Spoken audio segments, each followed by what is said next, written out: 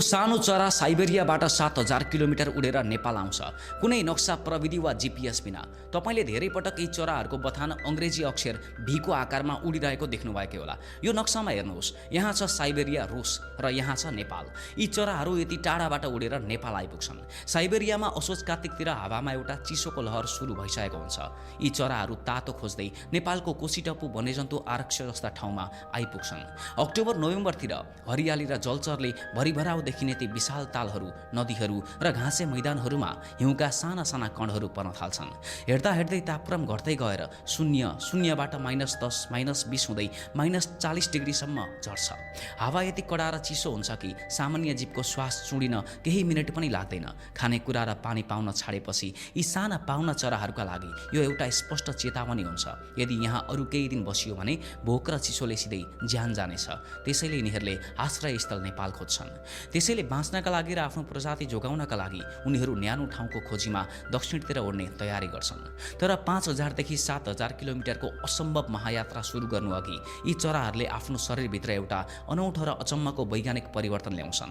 उडान भर्नुभन्दा लगभग 2-3 हप्ता अघिदेखि उनीहरूभित्र हाइपरफेजिया नामको जैविक प्रक्रिया सुरु हुन्छ। यसको अर्थ हो दिनरात नभनी लगातार खाइरहनु। उनीहरू आफ्नो क्षमताभन्दा 3 गुणा बढी खाना खान थाल्छन्। यसरी अस्वाभाविक रूपमा धेरै खाएर उनीहरूले आफ्नो शरीरको तौल 40-देखि 50% सम्म बढाउँछन्। यो अतिरिक्त तौल अरू केही नभएर शुद्ध बोसो हो। उडानका बेला जब न खाना पाइन्छ न त पानी पाइन्छ, यही बोसो पग्लिएर उनीहरूलाई शक्ति र पानी दुवै दिन्छ। 1 ग्राम बोसो पग्लेर निस्किने ऊर्जाले उनीहरूलाई लगभग 10 किलोमिटरसम्म उड्ने शक्ति प्रदान गर्छ।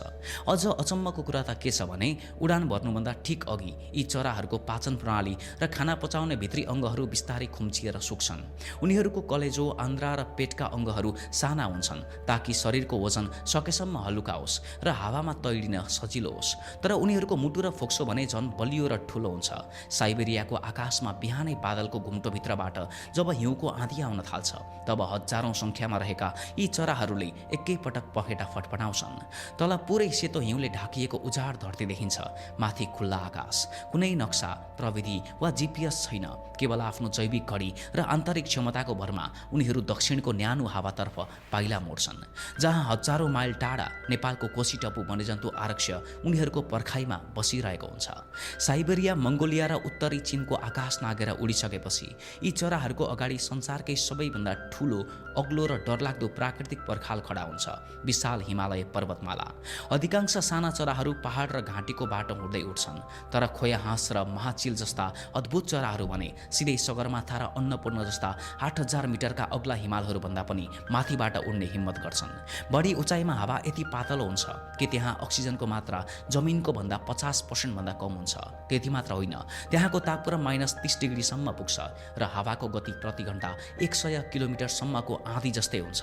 सामान्य मानिसलाई त्यति उचाइमा अक्सिजन सिलिन्डर बिना उभिन पनि सम्भव हुँदैन। तर यी चराहरू त्यही काटिने हावा र कम अक्सिजनका बीच आफ्ना पखेटाहरू निरन्तर फटफटाइरहेका हुन्छन्।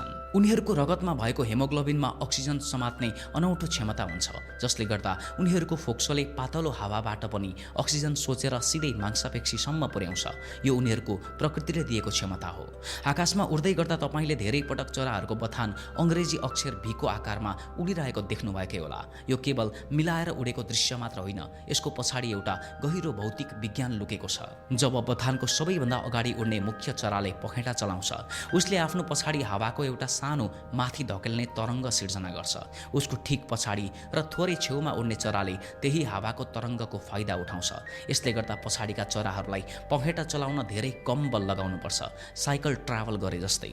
यसरी भी आकारमा उड्दा सिङ्गो बथानले झन्डै 20% आफ्नो ऊर्जा बचत गर्न सक्छ। अगाडि उड्ने नेतृत्वकर्ता चरा जब थाक्छ नि, ऊ बिस्तारै बथानको पछिल्लो भागमा जान्छ र आराम गर्छ, अनि पछाडिको अर्को बलियो चरा अगाडि आएर नेतृत्व सम्हाल्छ। यात्राका क्रममा यदि कुनै चरा घाइते भयो वा थाकेर तल खस्यो भने बथानका अरू 2वटा चराहरू पनि उसँगै तल ओर्लिन्छन् र ऊ सुरक्षित नभएसम्म वा फेरि उड्न सक्ने नभएसम्म पहरा दिएर बस्छन्। उनीहरू निरन्तर उड्दैनन्। दिनमा वा रातिको शान्त समयमा 6 देखि 12 घण्टासम्म उड्छन् र बीचबीचमा तिब्बतका तालहरू वा चीनका नदीहरूमा ओर्लिएर विश्राम गर्छन्। ती विश्रामस्थलहरूमा उनीहरूले शक्ति सञ्चय गर्छन् र फेरि अगाडि बढ्छन्। इन्टरनेट, नक्सा वा जिपिएस बिना नै यी चराहरूले हजारौं किलोमिटर टाढा रहेको नेपालको एउटा सानो सिमसार कसरी भेटाउँछन्? यो प्रश्नले वर्षौंदेखि वैज्ञानिकहरूलाई समेत चकित पार्दै आएको छ?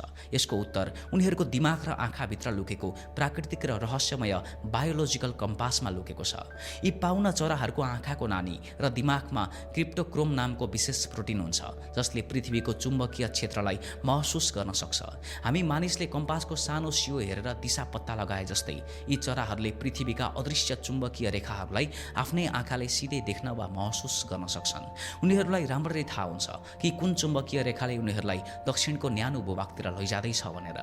दिउँसोको समयमा उनीहरू सूर्यको अवस्था हेरेर दिशा तय गर्छन्। उनीहरूको शरीरभित्र रहेको जैविक घडीले सूर्य कुन समयमा कुन दिशामा छ भन्ने हिसाब आफै निकाल्छ। अनि जब रात पर्छ र हावा शान्त हुन्छ नि उनीहरू आकाशका ताराहरूको स्थिति हेरेर उठ्छन्। मानिसले परापूर्व कालमा दिशा पत्ता लगाउन ध्रुव तारा हेरे जस्तै यी चराहरूले पनि ताराहरूको समूहलाई आफ्नो बाटो देखाउने माध्यम बनाउँछन्। वैज्ञानिक अध्ययनहरूका अनुसार यी चराहरूको दिशा चिन्हका लागि मुख्य 4वटा आधार पहिल्याउँछन्। चुम्बकीय सेन्सर, पृथ्वीको उत्तर र दक्षिणी ध्रुवको चुम्बकीय लहर महसुस गर्ने। खगोलीय दिशा, दिउँसो सूर्य र राति ताराहरूको चाल पछ्याउने। भौगोलिक चिन्हहरू जस्तै ठुला नदीहरू, हिमशृङ्खला, उपत्यका र तालहरू सम्झिरहने। र गन्धको क्षमता, हावामा बहने नदी, समुद्र र माटोको गन्धबाट आफ्नो बाटो ठम्ब्याउने। जब उनीहरू तिब्बत र चीनको सिमाना पार गर्छन् नेपाल भित्रिनका लागि उनीहरूले मुख्य गरी ठुला नदीका घाटीहरूलाई बाटो बनाउँछन् जस्तै अरुण उपत्यका, कालीगण्डकी र कर्णाली नदीको बहाव। यी नदीहरूले पहाड र हिमाललाई चिर्दै बनाएका खोजहरू उनीहरूका लागि आकाशको हाइवे जस्तै बनिदिन्छन्।